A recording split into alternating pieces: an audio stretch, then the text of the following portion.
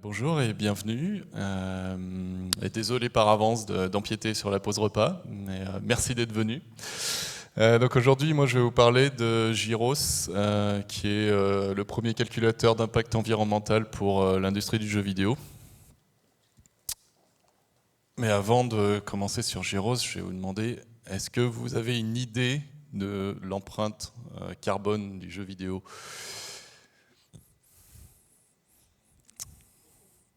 Beaucoup ? Beaucoup trop, ok. Bon bah moi non plus, j'ai pas vraiment d'idée. Et on va voir que c'est un des problèmes justement, c'est qu'on ne sait pas trop quelle est l'empreinte. Mais j'ai quelques chiffres quand même, quelques estimations. Voilà, donc là c'est la première estimation. Donc ça vient de Ben Abraham, qui est un journaliste qui travaille sur ces sujets, un journaliste australien, qui a estimé qu'en 2022, donc il s'est basé sur les rapports RSE des gros studios. Et après, il a essayé d'estimer ce que ça faisait pour la globalité de l'industrie, mais en gros, il a estimé que pour les entreprises, donc sans compter l'impact des jeux, c'était entre 7 et 14 millions de tonnes de CO2, ce qui représente à peu près les émissions annuelles de 2 à 3 millions de voitures. Et au niveau de l'impact des jeux en eux-mêmes, alors là c'est encore plus compliqué parce qu'on n'a pas vraiment de données, mais en gros si on prend juste les États-Unis, on a 24 millions de tonnes de CO2 annuellement aux États-Unis, juste pour l'utilisation des consoles, donc vraiment juste la consommation électrique. Après, on parle des États-Unis, c'est un pays avec un mix électrique très carboné, donc évidemment, d'où le fait que ce soit encore plus compliqué de calculer partout. Mais voilà, et donc ça représente à peu près les émissions annuelles de la Bolivie. Donc oui, c'est beaucoup. C'est pas beaucoup par rapport à d'autres secteurs, mais évidemment, si on veut faire cette transition climatique, tout le monde doit s'y mettre, et le jeu vidéo doit s'y mettre aussi. Alors le problème qu'on a dans le jeu vidéo, pourquoi est-ce qu'on a des estimations aussi peu précises ? Le problème c'est que le jeu vidéo en fait il est un peu coincé entre deux mondes. Ça fait partie de la culture et ça fait partie du numérique. Et si vous regardez les documents qu'on peut avoir sur les études d'impact, etc., on a des documents qui parlent de l'impact de la culture. On a par exemple alors ça a un peu changé ces dernières semaines, mais jusqu'à récemment on avait un rapport du Shift Project sur l'impact de la culture, et dedans, dans le disclaimer à l'entrée, au début du rapport, on nous disait clairement on fait l'impact de la culture mais on n'a pas le jeu vidéo dedans. Parce que pour l'instant on n'a pas de données. Bon, ok. Et c'est pareil pour le numérique. Le numérique, en fait, c'est un problème un peu différent, c'est-à-dire que quand on calcule l'impact du numérique, en fait, le jeu vidéo est noyé dedans dans le reste des données, donc on n'a pas vraiment de données spécifiques extraites pour le jeu vidéo. Donc ça c'est un premier souci, parce que c'est bien on aimerait bien quand même savoir un peu quel impact on a et comment on peut le réduire. Et puis l'autre souci, c'est que en fait, on n'a pas vraiment de données, mais en même temps, il y a quand même de plus en plus de pression sur le jeu vidéo. Donc on va avoir des pressions réglementaires. Donc il y a le CNC, ça je vais revenir dessus après, qui est en train de mettre en place une éco-conditionnalité des aides. L'Europe aussi qui vient de mettre en place la CSRD. Donc la CSRD, ça concerne que les gros acteurs. En gros, c'est toutes les grosses entreprises qui sont cotées sur les marchés financiers européens, qui ont maintenant, depuis le début de l'année, des obligations de reporting RSE. Donc c'est pas que environnemental, ça concerne aussi tout le volet social, responsabilité envers les employés, parité, etc. Mais voilà, donc maintenant ils ont des grosses demandes de reporting avec des chiffres très précis à fournir. Donc, on peut se dire oui, mais ça va pas concerner les petits studios, etc. Sauf que si un gros publisher commence à avoir on commence à lui demander des comptes, des chiffres précis, ils vont commencer à se dire il va falloir qu'on ait des chiffres précis des jeux qu'on publie, donc on va aller voir les studios qui font les jeux en question. Donc il risque d'y avoir un effet cascade. Il y a des pressions au niveau monétaire aussi, des pressions des investisseurs, que ce soit les banques qui commencent à regarder un peu plus précisément qu'est-ce qu'elles financent, ou même les investisseurs privés, voire publics, comme les régions. Je sais que dans le sud-ouest, par exemple, la région est assez impliquée sur ces sujets et commence à demander des bilans carbone aux studios qui veulent déposer des dossiers de demande d'aide, en Auvergne-Rhône-Alpes aussi, je crois. Voilà, et puis la dernière pression, c'est les gens. Vous avez bien sûr les ONG qui poussent pas que le jeu vidéo, qui poussent tout le monde, mais aussi les gens qui travaillent dans les studios, parce que il y a de plus en plus de conscience à ce niveau-là qu'il y a un problème, qu'il va falloir agir. Et qui travaille dans les entreprises, c'est des gens, et donc voilà, ils ont envie de travailler aussi dans des entreprises vertueuses. Donc il y a de plus en plus de pression un peu partout. J'avais dit que je reviendrais un peu sur l'éco-conditionnalité des NCNC. Alors, en quoi ça va consister, cette éco-conditionnalité? Ça va être, en fait, pour déposer une demande de subvention au CNC, il va falloir fournir un calcul d'empreinte carbone avec le dépôt de dossier. Ça concernera que les subventions FAJV, pré-prod et prod. Ça ne concerne pas le crédit d'impôt, donc vraiment juste FAJV. Donc voilà, il faudra fournir un bilan de gaz à effet de serre prévisionnel du projet au moment du dépôt de dossier, et à la fin, une fois que le projet est terminé, pour débloquer la fin de la subvention, il y aura un deuxième bilan post-projet à déposer aussi. Comment est-ce qu'on va faire ça? En fait, le CNC fonctionne via ils homologuent des outils de calcul. Donc si vous regardez, c'est déjà en place pour le moment dans l'audiovisuel. Il y a déjà 3 outils qui ont été homologués par le CNC pour tout ce qui est cinéma et séries télé. Et c'est pas encore en place dans l'animation et le jeu vidéo, parce que pour l'instant, il n'y a pas encore eu d'outils homologués. Le processus est en cours. Il n'y a pas de calendrier pour l'instant défini. On sait juste que normalement ça devrait entrer en vigueur une fois qu'il y aura un outil homologué, au moins un outil, donc normalement début 2025. Mais voilà, à voir. L'autre souci, c'est un peu compliqué d'agir aussi à son niveau, surtout au niveau des studios. Mais c'est pareil pour toutes les entreprises, je vous rassure, hein, c'est pas que le jeu vidéo. C'est-à-dire, on a une grosse pelote, du fil bien emmêlé, et puis on ne sait pas par où commencer, on ne sait pas s'il faut tirer dessus, s'il faut défaire les nœuds, etc. Donc voilà, il y a plein de facteurs, quoi. Je sais qu'il y a énormément de gens qui ont envie d'agir, mais oui, c'est un gros problème, c'est compliqué, c'est un problème systémique, et c'est compliqué de savoir qu'est-ce qu'on peut faire. C'est aussi compliqué parce que déjà, il faut, quand on veut agir, déjà essayer bien d'avoir une baseline, d'avoir une idée de ces émissions, et déjà, même quand on commence à regarder ça, c'est déjà compliqué de savoir comment on va calculer ces émissions. Il y a 2 normes qui existent, la norme bilan carbone qui est la norme française, la norme GHG protocole qui est la norme plus internationale, sachant que le bilan carbone dérive de GHG protocole, donc les deux sont assez proches, mais elles ont quelques différences. Donc déjà, quelle norme on applique, comment on calcule. Après, si on se dit on va aller voir un prestat qui va nous le faire, lequel on choisit, parce que c'est pareil, il y en a des tonnes. Savoir lequel, est-ce qu'il y en a qui sont vraiment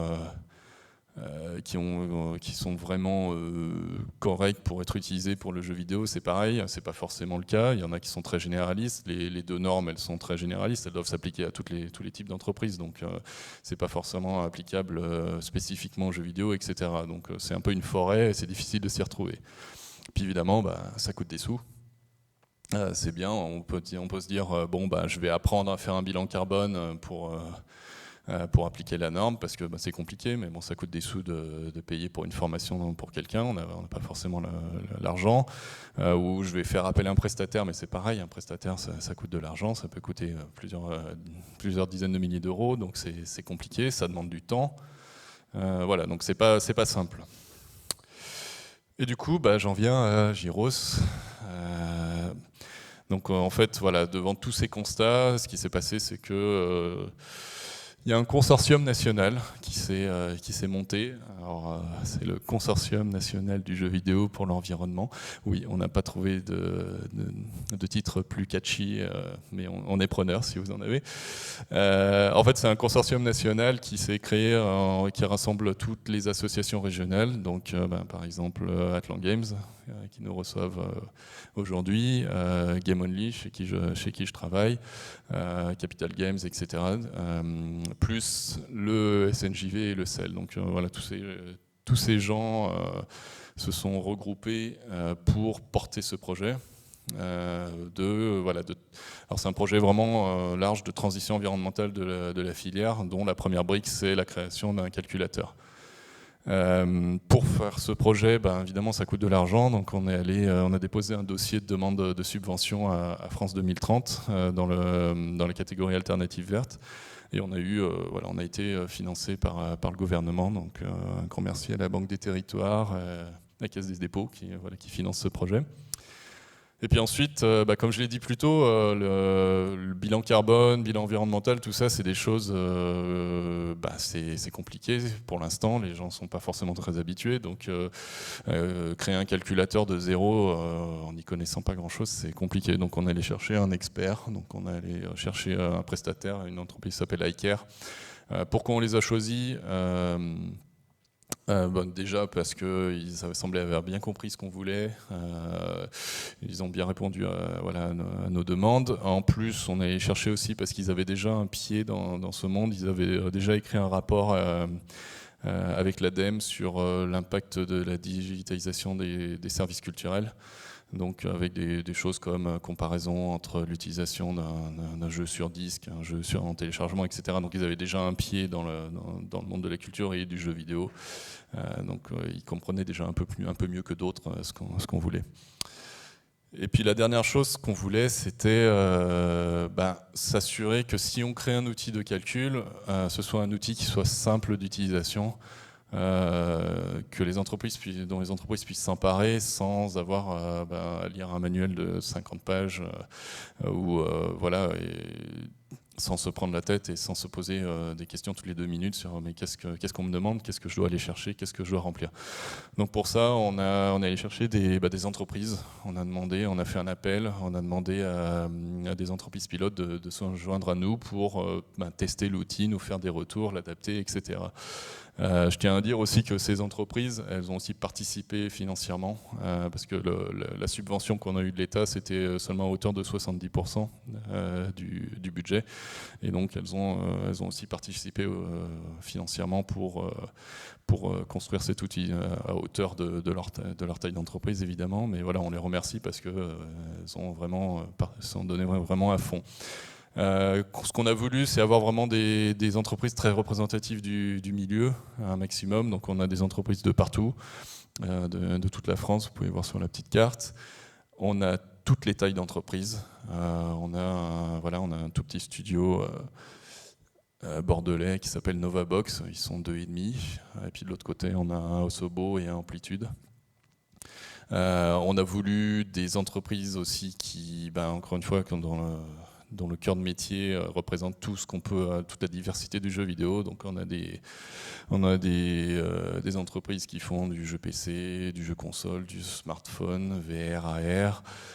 On a quelques publishers, on a des studios qui font surtout de la presta, etc. Voilà. Donc on a vraiment essayé d'avoir quelque chose de vraiment représentatif pour que notre outil puisse être utilisé par tout le monde. Alors, qu'est-ce qu'on a mis dans Gyros ? Qu'est-ce qui constitue l'empreinte carbone d'une entreprise de jeux vidéo ?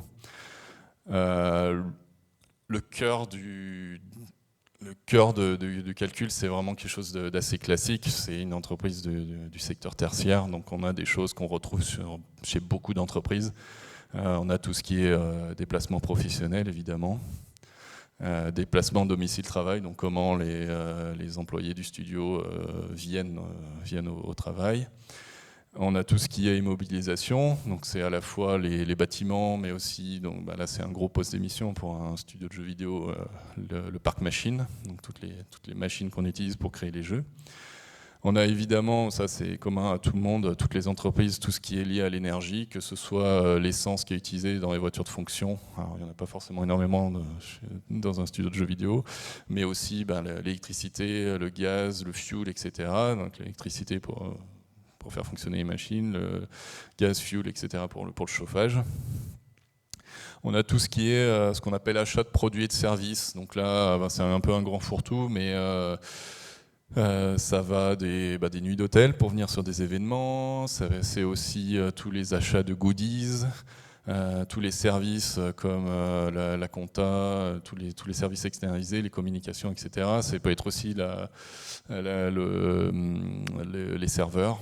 Donc voilà, ça regroupe énormément de choses. Et puis le dernier truc, ce qui est vraiment là, on a les déchets aussi, ce qui n'est pas un poste énorme, hein, je vous avoue, pour un studio de jeux vidéo. Mais surtout, la grosse nouveauté, c'est qu'on a voulu vraiment aller jusqu'au ce qu'on appelle le scope 3 aval, qui est l'utilisation et la fin de vie des produits. Donc quand vous faites un jeu et qu'ensuite vous le vendez, quand il est utilisé chez vos joueurs, qu'est-ce que ça a comme impact ? Sachant que si je reviens sur l'éco-conditionnalité des aides CNC, le périmètre que ça va prendre en compte, ça s'arrêtera avant ça en fait. Ça va être vraiment quand vous devrez faire un bilan de gaz à effet de serre pour vos demandes d'aide CNC, ça sera vraiment sur la partie prod, donc il n'y aura pas la partie exploitation. Mais on voulait un outil qui soit complet, qui aille au-delà de ce que demandait le CNC, qui soit vraiment un outil de transition pour les studios, qui soit là pour que les studios fassent vraiment leur impact global et ensuite mettre en place des actions de réduction. Donc c'était important pour nous de prendre en compte l'impact des jeux. Donc quand on parle de l'impact des jeux, c'est à la fois l'impact de l'électricité qui est consommée quand on joue à vos jeux, donc selon la plateforme, l'impact aussi de la fabrication des machines de jeu, donc les consoles, les PC, les smartphones, etc. Sachant que évidemment c'est une portion de l'impact de la fabrication, c'est pas parce que vous avez un jeu que vous allez prendre en compte tout l'impact, mais c'est divisé par la durée de vie, en gros, la durée de vie moyenne d'une console ou d'un PC. On prend en compte tout ce qui est, pour les jeux smartphones par exemple, tout ce qui est publicité in-game. On a mis, alors pour l'instant on n'a pas de données là-dessus, mais on espère pouvoir prendre en compte plus tard l'impact des plateformes de distribution, Steam, Epic, etc. Pour l'instant, je vous avoue, ça fait 0, enfin, c'est présent dedans, vous pouvez rentrer les données, mais ça changera rien du tout parce qu'on n'a pas de données, mais on espère qu'on va pouvoir nouer des partenariats avec ces gens-là pour qu'ils nous fournissent des données. Puis en plus, il y a des études qui vont arriver sur l'impact des jeux réseau, etc. Donc on espère avoir des données dans le futur et faire évoluer. Voilà, puis évidemment, l'impact aussi des différents pays où vous vendez vos jeux. Donc on a les différents mix électriques des différents pays, donc on va pouvoir estimer, si vous vendez surtout en Chine ou aux États-Unis ou en Europe, etc.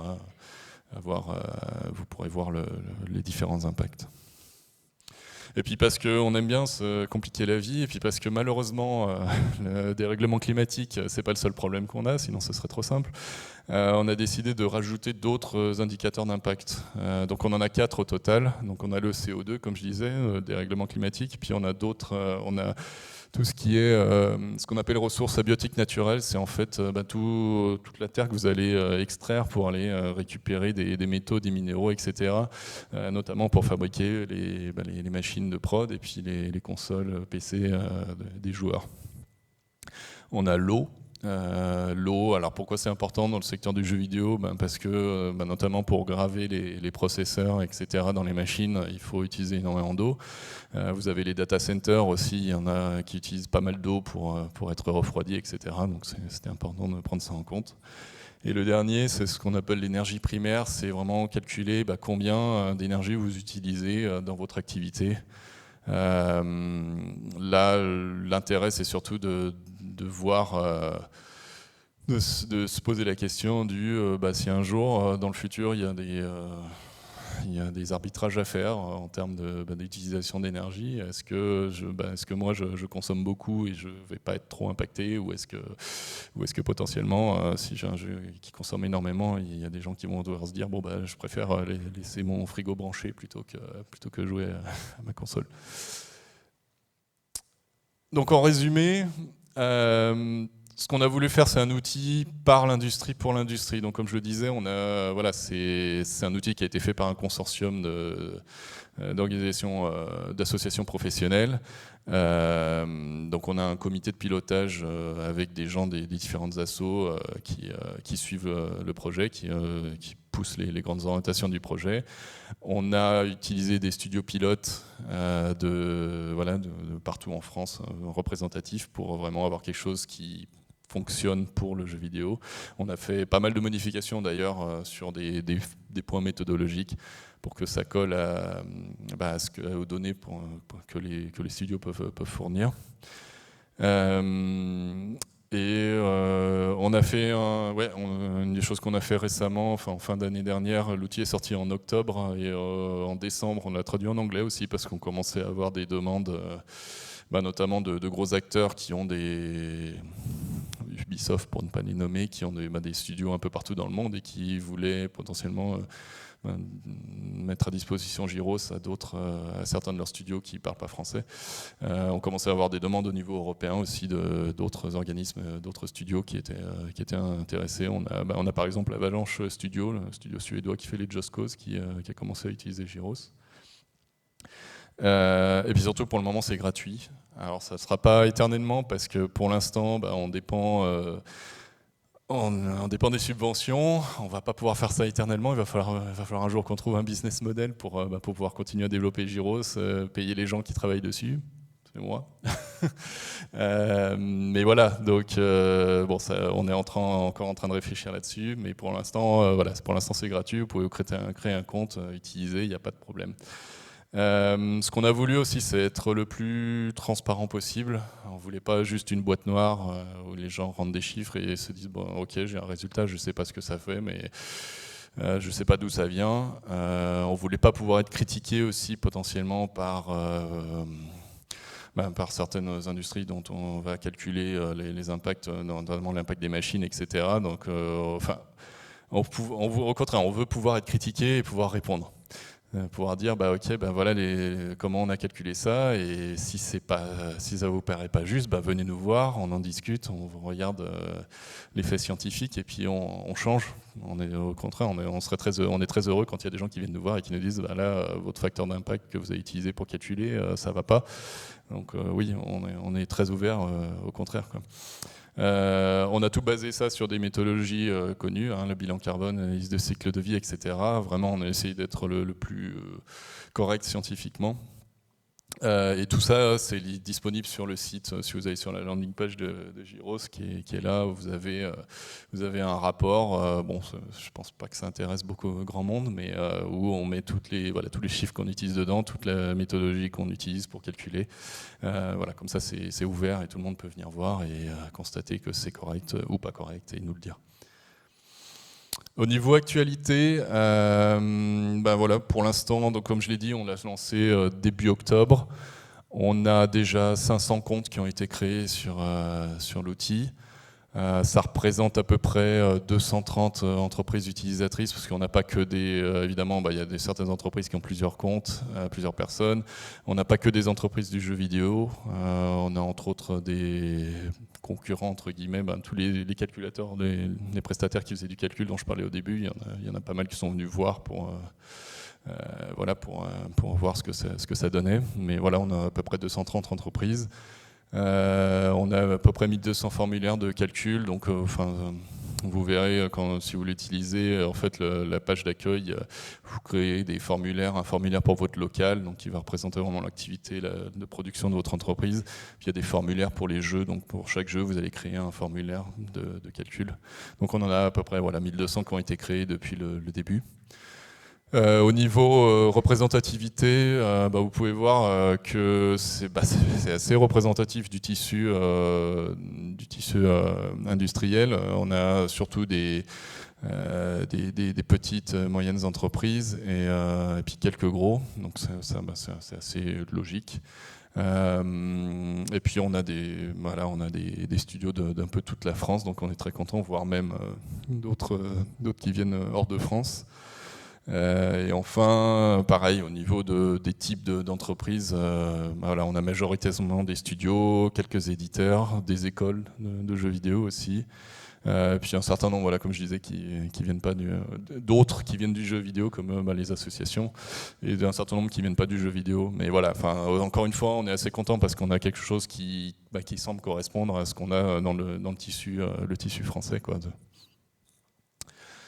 Au niveau des nouveautés, qu'est-ce qu'on a fait récemment ? On a créé des formations déjà, donc on a une formation d'une journée pour les professionnels. Vous pouvez aller voir sur le site de Berti Formation. Donc voilà, c'est moi qui viens vous faire une petite formation pour vous expliquer, repartir déjà de la base, des règlements climatiques, comment ça marche, quel est l'impact du numérique, quel est l'impact du jeu vidéo. Ensuite, des cas pratiques sur comment on va utiliser Gyros pour calculer son bilan carbone. Qu'est-ce que c'est qu'un bilan carbone, à quoi ça sert aussi ? C'est intéressant de le savoir. Voilà comment on utilise Gyros et comment derrière, une fois qu'on a nos résultats, qu'est-ce qu'on fait avec, comment on fait un plan d'action, etc.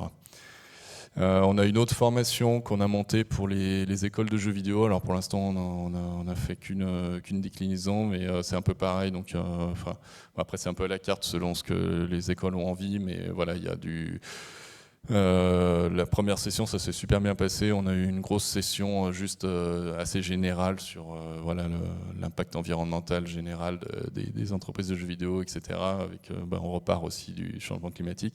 Et après, on avait eu une session en petit groupe, avec un petit groupe d'étudiants où on avait réussi à ramener 2 studios volontaires qui ont fourni des données aux étudiants, et les étudiants ont pu travailler sur des données réelles et faire le bilan environnemental des studios en question, et à la fin ils avaient une soutenance où ils présentaient le résultat avec des idées de pistes d'action. Donc ça a été très bien accueilli par les étudiants, notamment le fait de pouvoir travailler sur quelque chose de réel, et puis les studios étaient très contents que les étudiants leur aient fait le travail à leur place.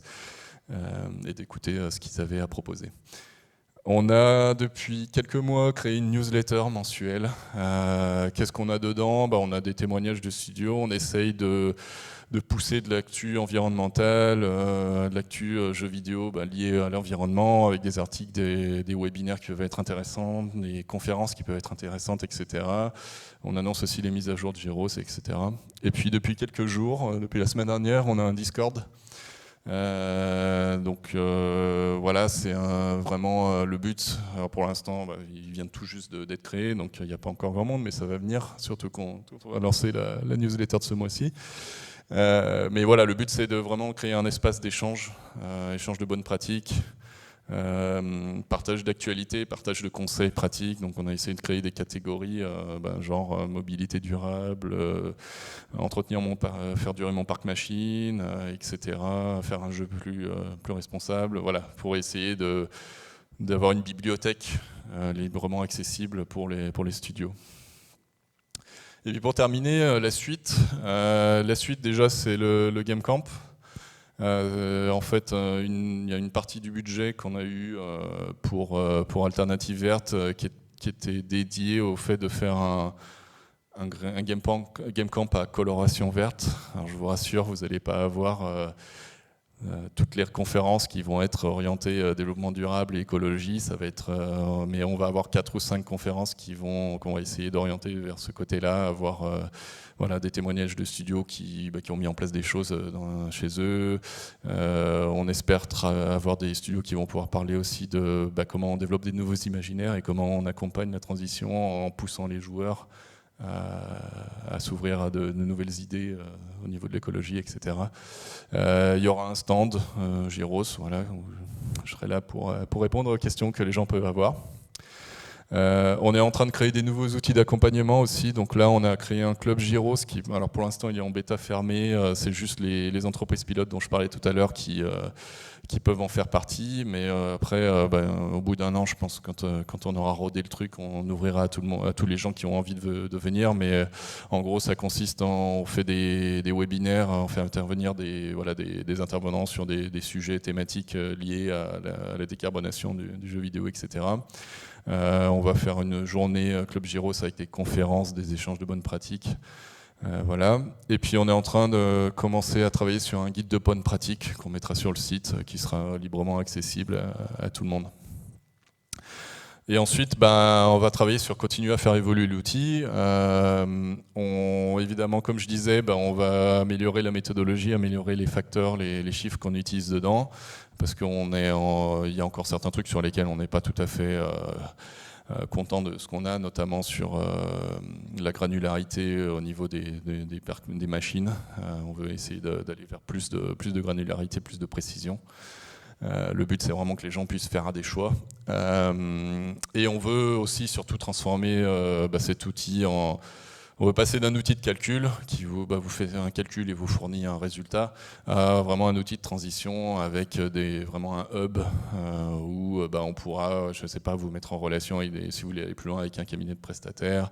On veut travailler aussi sur un peu de R&D au niveau de la façon dont on conçoit le code et comment des bonnes pratiques sur comment est-ce qu'on peut créer un code qui soit plus vertueux. Voilà, vraiment, essayer d'avoir quelque chose d'assez complet et qui fournisse vraiment des solutions aux gens, qu'on les laisse pas juste avec un résultat et ensuite débrouillez-vous, quoi. Donc on a déposé un dossier Alternative Verte 2 fin mars, là, il y a quelques semaines pour financer tout ça. Et puis évidemment, le gros pilier aussi, c'est qu'on veut, comme je le disais pour l'instant, c'est un projet national avec un consortium national.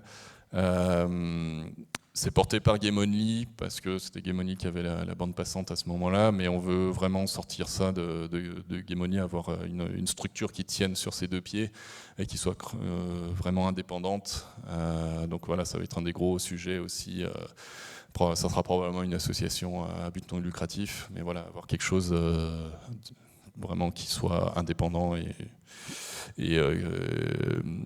qui puisse aussi survivre, avoir un business model qui fasse que ça soit pérennisé.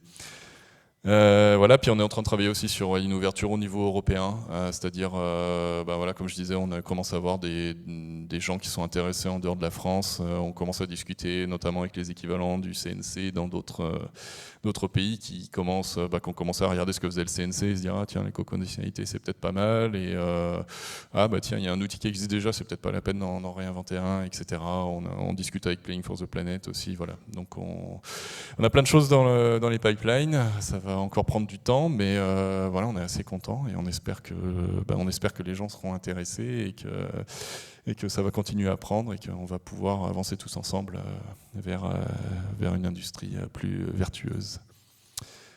Voilà, je ne sais pas si vous avez des questions.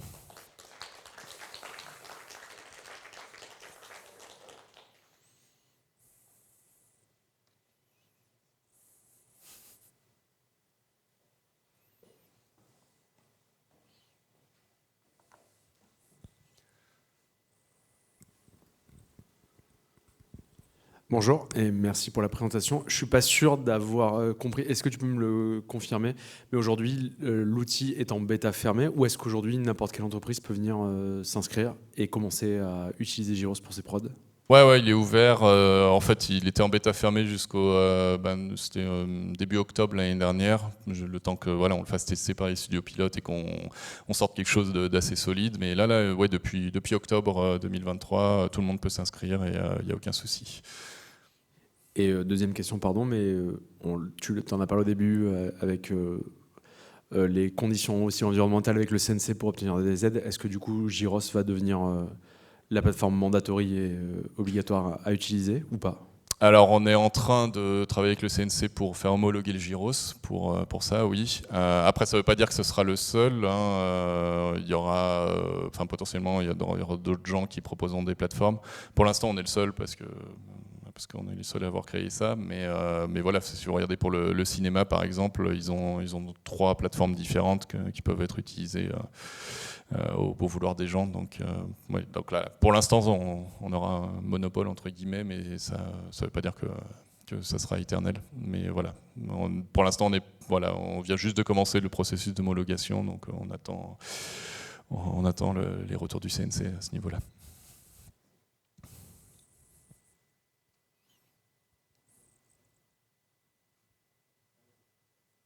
Ok. Eh ben, écoutez, merci beaucoup, et puis n'hésitez pas si vous avez des questions, et à venir me trouver, et puis bon déjeuner.